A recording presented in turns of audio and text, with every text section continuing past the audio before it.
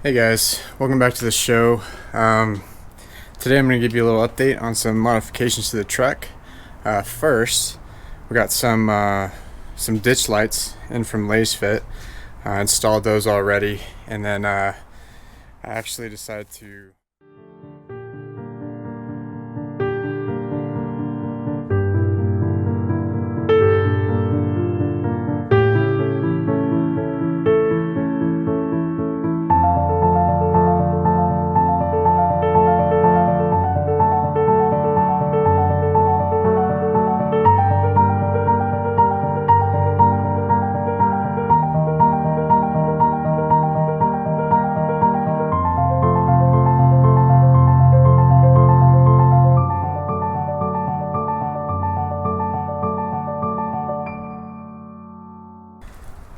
So I also decided to buy the Nitto gears, the 4.56 gears, and then I also got the Trifecta tune.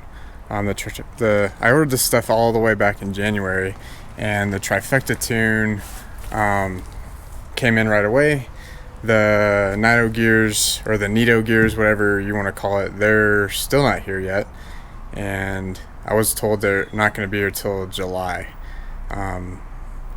So it's July right now, so hopefully those come in. It's been almost 7 months now, so we'll see. So the only new real modification right now are the ditch lights. I'll show you those right here.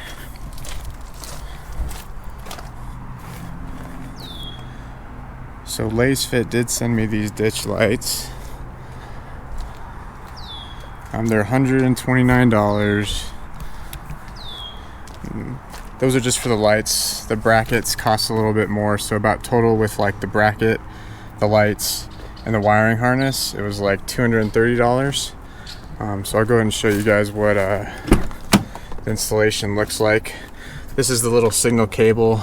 It comes, I basically ran it up in here through, so the little latch for the hood right here. That cable runs through a small little hole in the firewall, and all I did was run this wire through that hole, but this was too big to fit through the hole, so I had to cut it right here and then basically re-put it together. But that wasn't that big of a deal, to be honest. There's really not very many big holes back here, and even that small little hole, it had this like rubber grommet, so you have to like sit there and tug on it with your hands for a while to even get it out, but eventually it does come out. Open this up. So this is how I have everything wired. So we'll just start over here. So this is the little cable that goes into the light on the left. I have that running right there along the side, and then that comes back right along here into this relay. So all the cables come out of the relay. You have two cables that go to each of the lights. Then you have your power cables that go right into the battery. So I just hooked it up to the red terminal there, and then the black terminal right over there, and that's worked just fine. And then you have the signal wire, which is going right down into there through the firewall.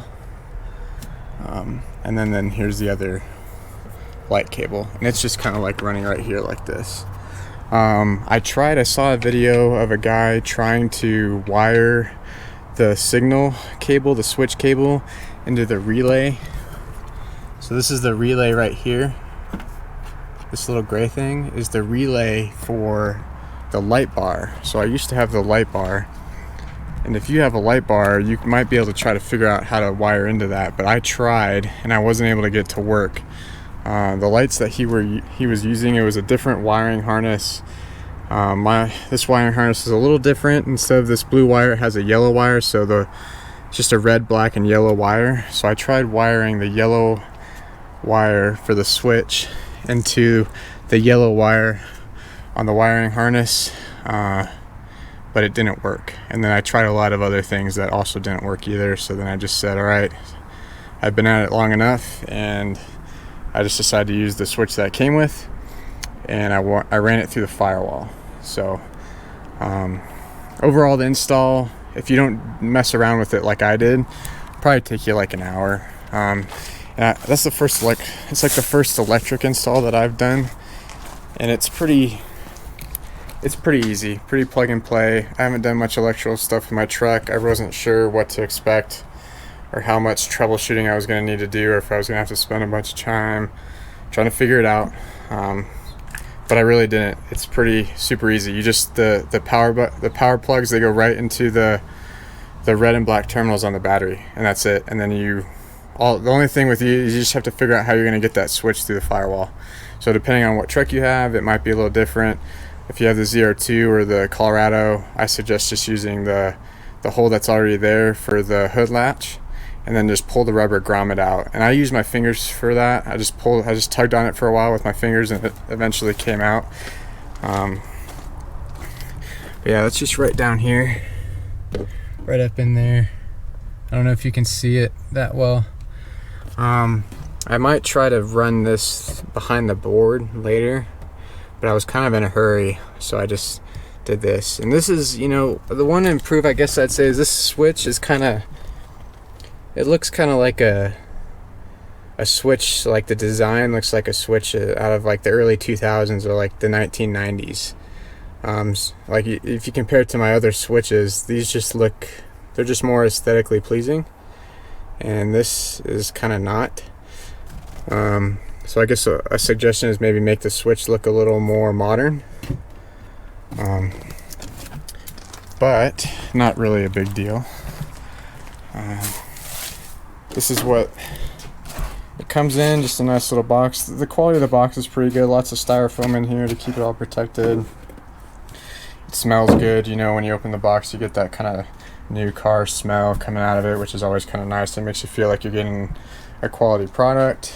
Comes with these extra little cables. So these are the cables that go inside of the lights and the light pods itself. So I'm assuming you could just wire this into the existing wires, and then you could add more lights to it, to the existing wiring harness. Comes with the tools you need to install it. I just use my own tools. Comes with a little info thing. So you can choose to either do like high beams, fog lights, floodlights, or spotlights.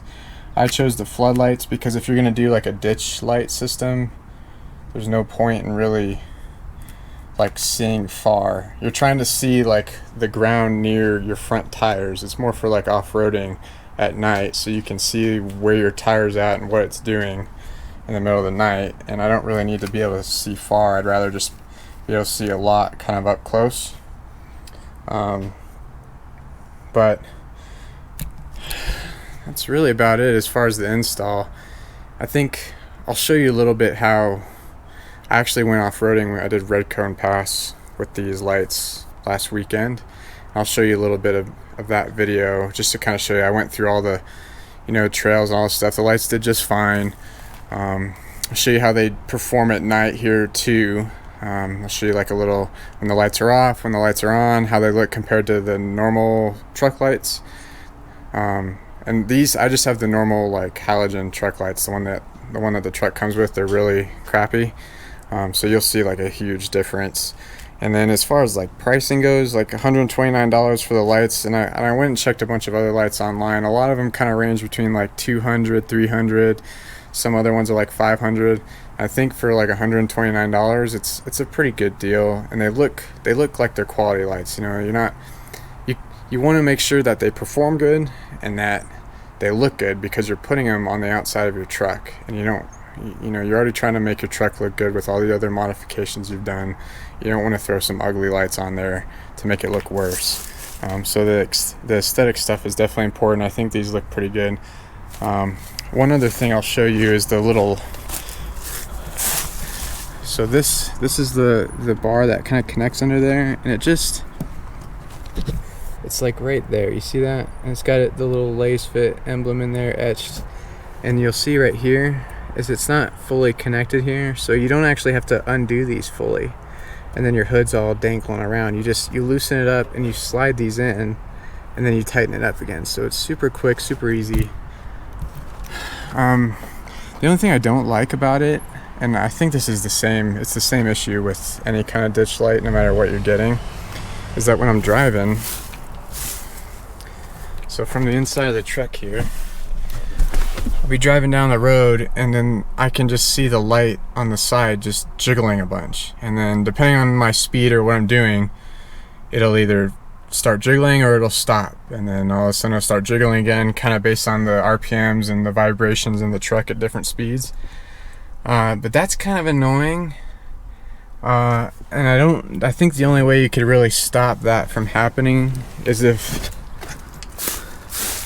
you had like 2 points of contact. So see, it wiggles right there pretty easily, but like, so if this like attached up here somewhere, I mean, I don't know how you would do it. Obviously it's not that simple, but that's probably the only way you could stop it from jiggling. Alright, well that's it as far as the installation goes. And if you want to check out these lights, I have a link to them in my description. And then I'm going to show you also some footage of me doing some off-roading on Redcomb Pass this past weekend with them, so you can kind of see them in action. If you have any questions or any suggestions, just leave a comment. Show you the view from the front. So you can see the factory Colorado ZR2 lights are terrible, the little halogen ones, the yellow. And then you can see the light pods there, pretty bright. And they're lighting up this whole area. Just stand behind me here.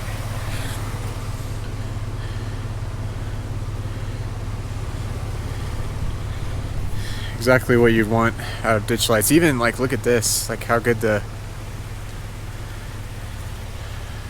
GoPros don't shoot that well in the dark. So it's pretty good shot.